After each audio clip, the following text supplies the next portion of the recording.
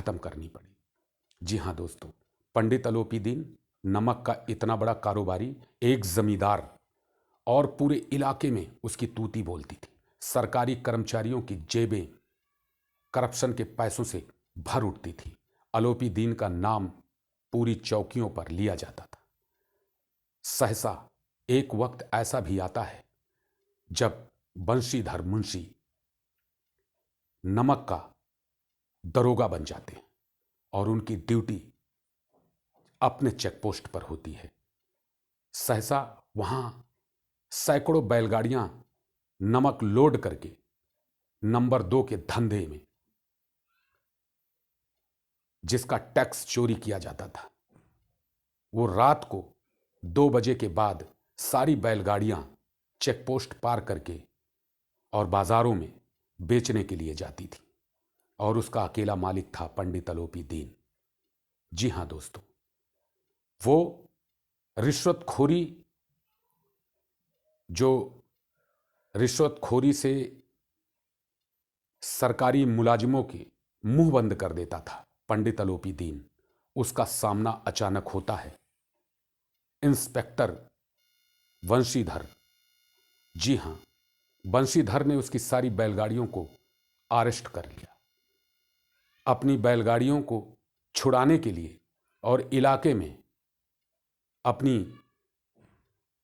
तूती बुलवाने के लिए कि ताकि मेरी बेइज्जती ना हो, इसके लिए इंस्पेक्टर बंशीधर को 40,000 रुपए तक घूस की पेशकश करते हैं, मगर बंशीधर हिलते तक नहीं।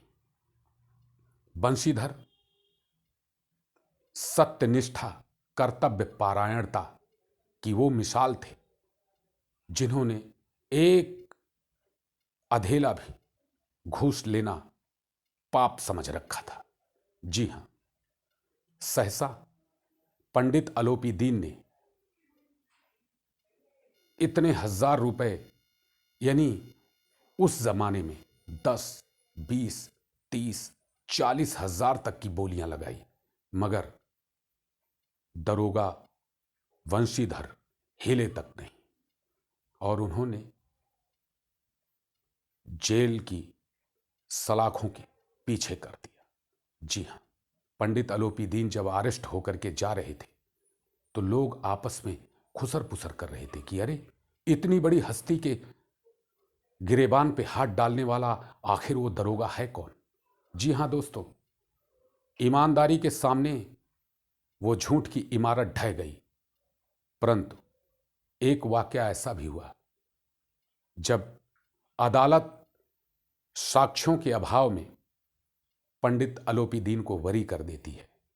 और एक वक्त ऐसा भी आता है जब नमक का वो ईमानदार दरोगा, उसको अपनी नौकरी से हाथ धोना पड़ता है। जी हां दोस्तों, अब आप समझ सकते हैं कि आज के ठीक 100 साल पहले नमक डिपार्टमेंट में कितना बड़ा करप्शन होता था। अनाप शनाप पैसे कमाने के लिए लोग उसी डिपार्टमेंट में क्यों जाना चाहते थे। ऐसी कौन सी इबारत, ऐसी कौन सी इमारत लोग खड़ा करना चाहते थे जो गुलामी की जंजीरों में जकड़े हुए थे। आखिर उनकी नीयत क्या थी, इस पर सवालिया निशान मुंशी प्रेमचंद की कलम उठाती है। जी हां दोस्तों, मैं आपको बताता हूं कि खिसियाए दरोगा ने जब अदालत ने साक्ष्यों के अभाव में उनके ही मुजरिम अलोपी दीन को बरी कर देते हैं तो बड़े शर्मिंदा हो जाते हैं, मगर ईमानदारी के आगे बेईमानों के सामने मुंशीधर झुके नहीं। जी हां, सहसा नौकरी से हाथ धोना पड़ा उन्हें और घर वापस लौट कर जाना पड़ा। एक दिन ऐसा भी होता है कि पंडित अलोपी दीन की मिल में मैनेजर की नौकरी करने के लिए बंशीधर मजबूर हो जाते हैं। तो दोस्तों, कहने का मतलब यह है कि जब तक आप नमक के दरोगा का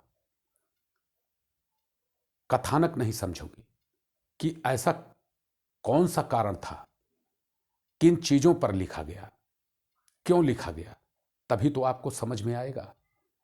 तो दोस्तों, बहुत मोटी किताब पढ़ने की जरूरत नहीं है, बस इतना समझ लेना है कि नमक का दरोगा का मेन कथानक यही है।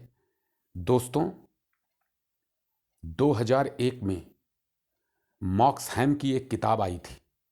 उस किताब में लिखा गया था कि सन 1788 से लेकर के और 1888 के बीच में जितनी दक्षिण से लेकर के उत्तर तक की जो भी रियासतें थीं, इनके बीच में 1 रुपये 13 आने से लेकर के 3 रुपये तक के टैक्स का डिफरेंस होता था। तो इतनी कालाबाजारी में अगर 2 से 3 रुपये बचते हों तो आखिर पंडित अलोपी दीन कौन बनना नहीं चाहेगा। बस यही वो मार्जिन मनी थी जिसकी लालच में आकर के उस इलाके का एक छत्र राजा बनना चाहता था अलोपी दीन, और उसने 100 बरस पहले करप्शन का वो रास्ता दिखा दिया जो आज भी खत्म नहीं है, बल्कि उससे भी ज्यादा है। बस यही कथानक था, यही कारण था नमक का दरोगा बनने के लिए। दोस्तों, मुझे पूरी उम्मीद है कि अब आपको नमक के दरोगा जैसी कहानी में आपको मुख्य कथानक पता चल गया होगा कि इसका क्या कारण था।